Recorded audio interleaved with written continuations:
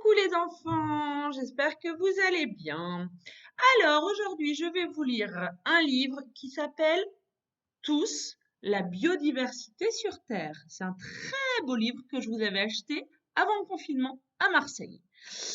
Il a été écrit par Nicolas Davis et il est illustré par Emily Sutton. Et vous allez voir, les dessins sont très très beaux.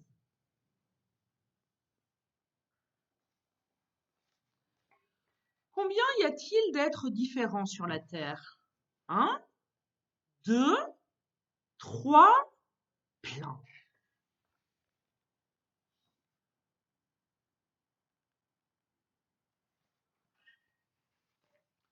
Oui, il y en a énormément. De très grands, comme les éléphants et les chênes. Il y a 2 sortes d'éléphants et plus de 600 sortes de chênes.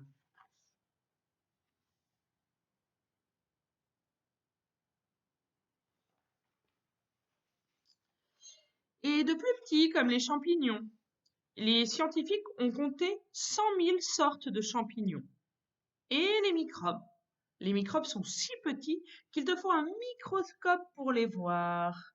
Il peut y en avoir 100 000 sortes dans une petite cuillère de terre. Donc vous imaginez une petite cuillère de terre, 100 000 sortes de microbes.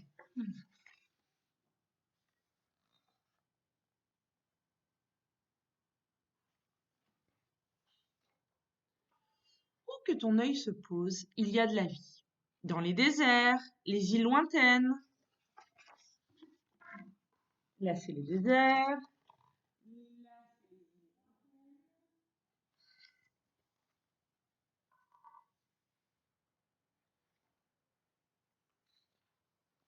Sous les plumes des oiseaux et sur le dos des scarabées.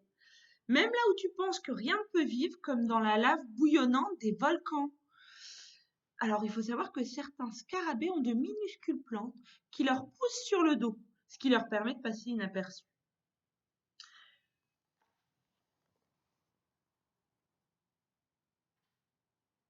Et là, vous voyez, microbes.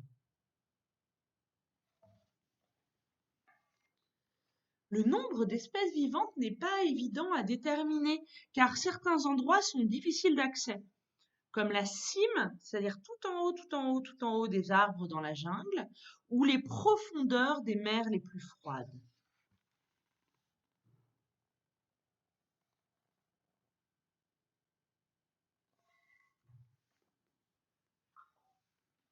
Ce qui est aussi compliqué, c'est que des espèces qui ont l'air différentes sont parfois semblables, quand d'autres qui ont l'air semblables sont parfois différentes. Regardez.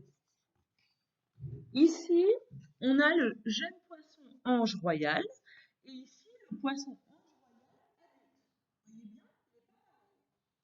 et ici, on a le papillon et le papillon monarque. On a l'impression que ce sont pardon, les mêmes papillons et en fait mais c'est surtout une tâche immense, car il y en a tellement.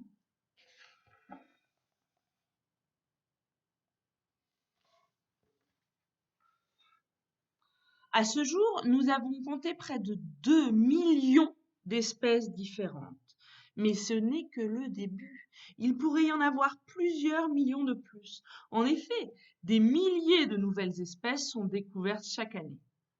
Toutes ces créatures ont été découvertes dans les 50 dernières années.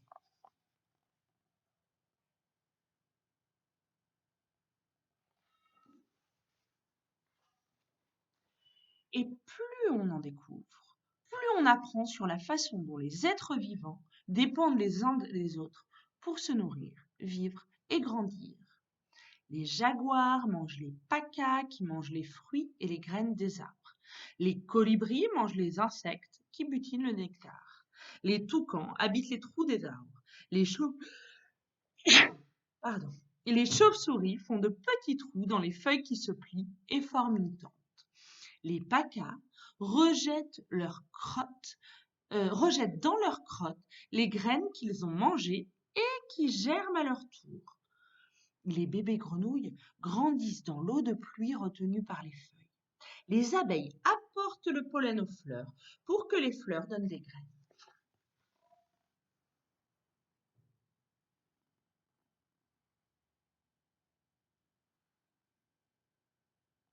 C'est ça les paquets.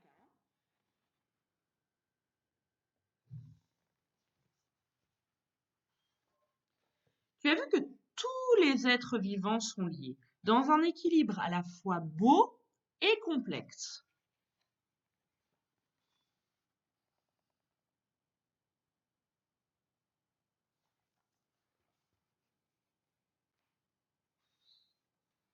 Le problème, c'est que tout autour du monde, les hommes sont en train de détruire cet équilibre en empoisonnant l'air, les rivières et les océans, en prenant trop à la mer, en construisant des routes qui détruisent les forêts.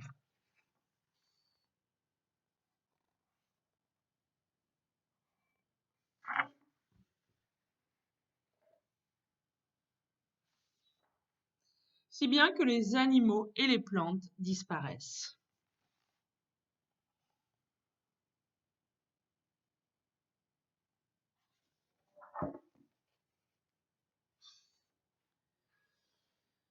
Beaucoup d'espèces se sont déjà éteintes. Peut-être certaines ont-elles disparu avant même d'être découvertes. Alors voilà des espèces disparues. Vous allez voir, il y a par exemple le léopard de Zanzibar, la pyrite du chou.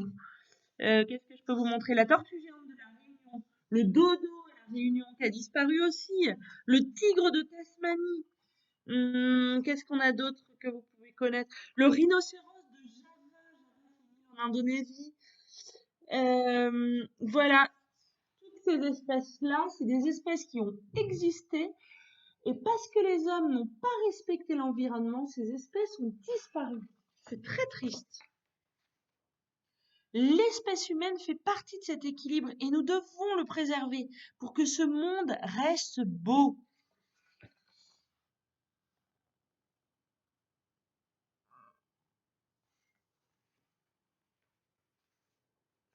Riche d'une multitude d'espèces